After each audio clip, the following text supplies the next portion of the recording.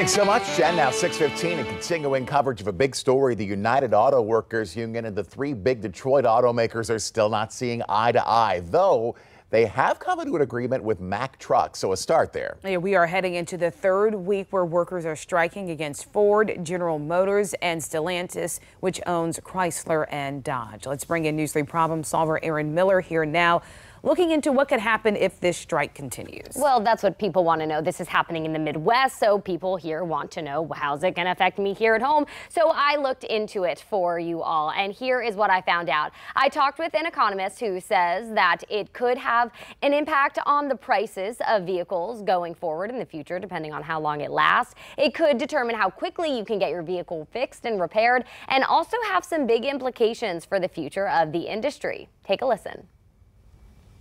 You're noticing that the UAW is using a very strategic approach.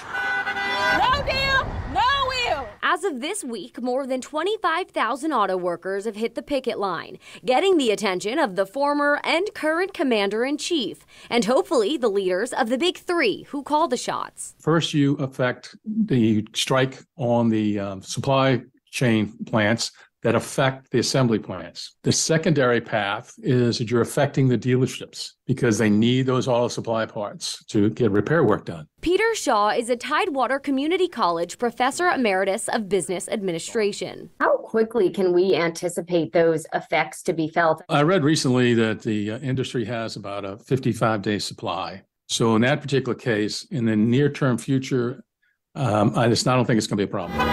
But if the strike does last that long, production will slow, Shaw says, and fewer vehicles will be delivered to dealerships. Fewer vehicles mean the price of the vehicles are going to go up. And let's say car prices do go up. It's likely that people are going to want to hold on to their vehicle a little bit longer, or at least as long as they can. So let's talk about some maintenance that you can do now to make your vehicle last longer. Just like the body, maintenance is key. Gina Wood is the general manager for AAA's Car Care Center in Virginia Beach. Certain things like having your antifreeze checked, topping it off, preventing that engine from overheating. The bloodstream of any vehicle is making sure that you have oil, make sure your engine's getting proper lubrication. Even something as small as checking your tire pressure, better traction, better fuel economy.